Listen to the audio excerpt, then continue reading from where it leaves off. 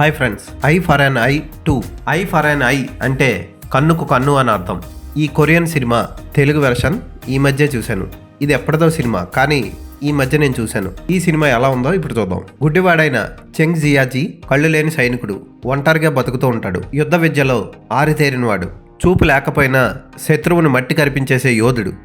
అలాంటి యోధుడికి Zhang Jiayu అనే ఒక చిన్నపిల్లాడు పరిచయం అవుతాడు. తన తోబుట్టుని చంపినందుకు ఒక వ్యక్తిని చంపాలని జాంగ్ జియాయు చెంగ్ జియాజీని అడుగుతాడు. మొదట్లో ఒప్పుకోకపోయినా ఆ పిల్లాన్ని మెల్లిమెల్లిగా ఇష్టపడుతూ అతని కోసం ఆ పనికి ఒప్పుకుంటాడు. ఆ తర్వాత ఇచ్చిన మాట కోసం జంగ్ జియాజీ ఏం చేశాడు అన్నదే సినిమా. నా చిన్నప్పుడు ఎప్పుడో మా నాన్నగారు అర్ధరాత్రి నిద్ర లేపి మరీ మోహన్ లాల్ నటించిన యోధా సినిమాని ప్రత్యేకంగా చూపించారు. ఆ సినిమా నాకు ఎంతో నచ్చింది. నేపాల్లో ఉన్న కుర్రాడిని కాపాడడం కోసం హీరో ఇండియా నుంచి వెళ్తాడు.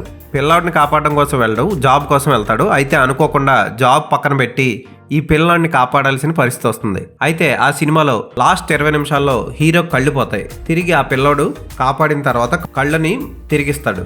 ఆ సినిమా గుర్తొచ్చింది సినిమా చూశాక. అయితే ఇప్పుడు నేను చెప్పినట్లు క్లైమాక్స్ ఉండదు ఈ సినిమాలో. డిఫరెంట్గా ఉంటుంది. సినిమా కథ కూడా చాలా సింపుల్గా ఉంటుంది. చెంగ్ జియాజీ పాత్రలో మియావాక్సీ కళ్ళు లేని వ్యక్తిగా కళ్ళు మూసుకునే సినిమా అంతా నటించాడు. అతని యాక్టింగ్ అదిరిపోతుంది. జాంగ్ జియాయు పాత్రలో ఎన్యో యాంగ్ అనే చిన్నపిల్లాడు చాలా బాగా చేశాడు. ఈ రెండు పాత్రల చుట్టే కథ అంతా తిరుగుతూ ఉంటుంది. మొదట్లో ఇద్దరికి ఒకళ్ళంటే ఒకళ్ళకి పడదు, కానీ క్లైమాక్స్కి వచ్చేసరికి వాళ్ళిద్దరి మధ్య ఒక సీన్ ఉంటుంది.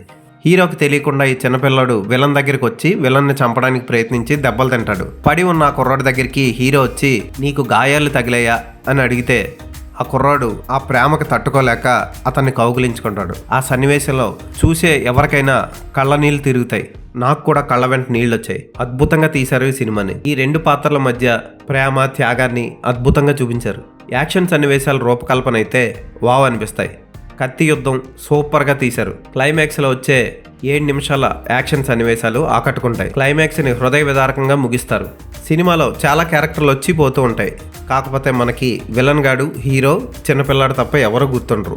ఫోటోగ్రఫీ, బ్యాక్గ్రౌండ్ మ్యూజిక్, ఎడిటింగ్ ఈ సినిమాకి ప్లస్ పాయింట్స్. తెలుగు డబ్బింగ్ కూడా చాలా బాగా చేశారు. ఈ సినిమా అమెజాన్ ప్రైమ్లోని, ఎయిర్టెల్ ఎక్స్ట్రీమ్లోని ఉంది. అమెజాన్ ప్రైమ్లో తెలుగు డబ్బింగ్లో ఉంది. ఖచ్చితంగా ఈ సినిమాని మిస్ అవ్వకుండా చూడండి. మనసుకు హత్తుకుంటుంది. ఈ సినిమా 2024లో రిలీజ్ అయింది. మీరు ఫస్ట్ పార్ట్ చూడకపోయినా ఈ సినిమాని ఖచ్చితంగా చూడొచ్చు. Entirely different cinema. థీమ్ ఒకటే రిపీట్ అయింది అంతే. ఈ సినిమాకి నేను ఇచ్చే రేటింగ్ 4/5.